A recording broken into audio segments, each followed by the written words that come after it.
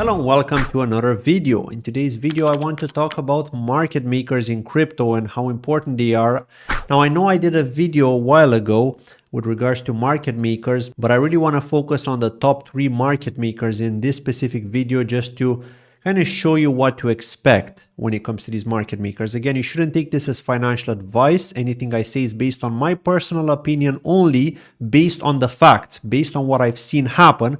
But it doesn't mean you should actually follow through with this, okay? This is just for you to do further research and to understand if this really applies or not. So let's kick things off here with Jump Crypto, okay? Jump Crypto are market makers, but also VCs. They also invest in projects. But what they tend to do is they tend to provide market making services mostly for the projects that they invest in. Now, it doesn't mean they won't do it for other ones as well. Of course, they might. Surely they have some sort of agreements with exchanges, even with some DEXs, not only with centralized exchanges. But for the most part, they do focus on their own investments, as we have seen with proof, okay? And some of that proof can be seen here with TIA, okay, from Celestia. Celestia is the project, TIA is the coin. Okay, it's been doing extremely well since listing. As you can see here, it got listed at the end of October, on the 31st of October, right after they announced the airdrop claim. And when that was over, they listed very soon after. And even though it's like trading around 250 and a lot of people sold their airdrop, myself included back then, it went on a massive run, okay? And one of my biggest mistakes here with this one is that I didn't pay attention to the backers and to the unlock schedule, okay? It's very important to pay attention to that when you get into something, or if you get an airdrop, and why you should hold on to that airdrop, you know, rather than just sell it early. And here we could clearly see that, I mean, it's been performing really well. It's mostly due to hype with regards to the airdrops that you will get if you stake your TIA. Okay, just like you can with Atom, you can do the same with TIA. And it's mostly like that within the Cosmos ecosystem, right? They did that like with the layer 0 initially, which is Cosmos, Atom. If you stake Atom and you participate in governance by voting, or if you perform some cross-chain swap across that ecosystem in the Cosmos Hub, then you may qualify for airdrops. And it's the same case here with TIA. Okay, if you stake, if you participate in governance or simply stake without doing anything else, you may qualify for some certain airdrops, okay? And that's mostly what caused the hype, together with the market makers, because not only retail, but market makers tend to push the price up to generate hype, so then the retail can also buy in. But the problem is when you're buying in at the peaks like these, you know, it is very dangerous because nothing goes up in a straight line forever. As you know, we have seen in the bear market how tough it's been. So you can expect this to do like really well now. And then in the bear market, as it begins, it's probably going to go back to probably around these levels, right? $2 to $3 again. And you may be thinking, you know, like, oh, there's no chance. But actually there is, right? We have seen how prices have gone down 90%, 95% in the last bear market from their all-time highs. That's not to say that we have already reached the all-time high for TIA, of course. It could be that it still has a lot of room to grow, but I'm just saying, you know, that it did catch this really nice wave here. And the same with Injective, right? Injective had a massive pump as well, exactly the same. The difference is that Injective has been around in the last bull market, and now it's put in a new all-time high with this bull market. It's actually more than twice as high as the last one, which is absolutely insane. Like, not many people expected it to happen so soon in the bull market, right? Because we are at the beginning of the bull market, if you think about it. We have yet to see a lot of the alts perform well. And then there's Router protocol as well. Like, this is one that I have mentioned when it was very low. I actually held some, but unfortunately I had to sell earlier.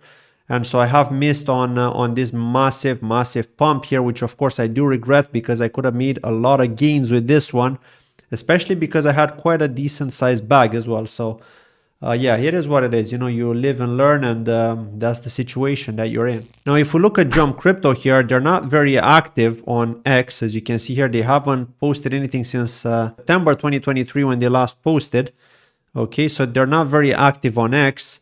But you can see they're supporters of the Cosmos ecosystem. So that pretty much answers your question with regards to Injective and TIA and why it's been doing so well. You know, they support that ecosystem. So you can expect coins backed by Jump within the Cosmos ecosystem to perform well. Again, it's not always the case, but for the majority of them, it will be the case.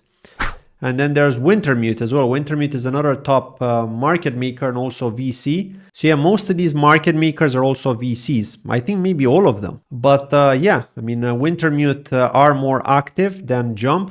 Okay, they have posted even an hour ago about the ETF. They're also talking about TradeFi, DeFi, so they're obviously like invested in these, in a lot of DeFi products. The CEO of Jenny Gavoy. And then you gotta pay attention to posts like these, right? For example, this one, we're pleased to partner with Ondo Finance to boost multi-chain liquidity of Ondo's US dollar yield stablecoin USDY. Okay, so Wintermute are going to do wonders for projects like these, right? As soon as you see like a post saying that they are partnering with something, and look, they're even backed by Pantera Capital and Coinbase, so these are obviously big. Again, I haven't looked into them, I need to do so. But yeah, just to show you, it's things like this that you need to pay attention to. So even here, like Wintermute, look, they're talking about Celestia, Kyber Network, Synthetics, PancakeSwap, and GMX. So yeah, it's pretty obvious here that these are the ones that Wintermute support. And Jump also supports Celestia. So that's why you're seeing TIA do extremely well, because you've not only got one major market maker, Jump, you've also got a second market maker, Wintermute, supporting them, right? And then a third one here is GSR. This is another one you should keep your eye on. And they've been around since 2013. Again, market making, OTC, and venture capital. And here you can see that Altitude is a project that GSR have invested in. And it is a small one, actually. It's only got 790 followers, so it's still really early. I mean, this was 4 hours ago. They've just completed their seed round.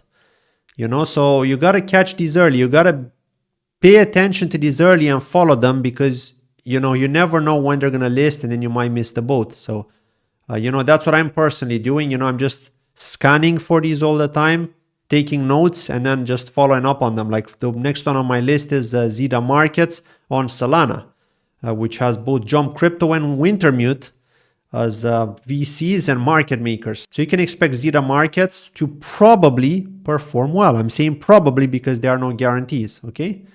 Now, if we go to the GSR website, we can see their investments here, the graph, Kiln, Reserve, all of these, right? Like most of the time, you'll find out when these market makers invest from the press. Okay, mostly Cointelegraph, TechCrunch, Blockworks, pages like that, right? Or even CoinDesk. So yeah, I just wanted to kind of share that and just kind of give you my thoughts on the market makers and why they're important, why we should be keeping an eye out on them. Now, unfortunately, there are projects that have had deals with Alameda, who are also very, very good market makers. And because those contracts ended, those specific tokens have not been doing so well, unfortunately. So that's why you got to keep an eye out on who these market makers are backing. Okay, keep an eye out on the tokenomics for aggressive unlocks, because we have seen Porty Network, which again is not doing bad right now, but it does have aggressive unlocks. So just keep an eye out on that, because you never know when it can come back to bite you. So ideally, you should find a project that has at least two major market makers in it, like for example Zeta, which has Jump and Wintermute. So you could have like a mix of Jump and Blue Sky Capital, Jump and GSR, Wintermute, Blue Sky Capital, or Wintermute and GSR, etc. Right? So any mix of these two, and ideally another top well-known VC like Coinbase or Binance Labs or even KuCoin, right? If you've got like that kind of powerful mix, then you can expect the token to do well, as long as the tokenomics are suitable for us retail investors. That's it from today's short video about market makers. I hope you enjoyed it. Thank you for watching. And if you would like more videos like these, please do drop a comment below telling me if you wish to see more like these or not.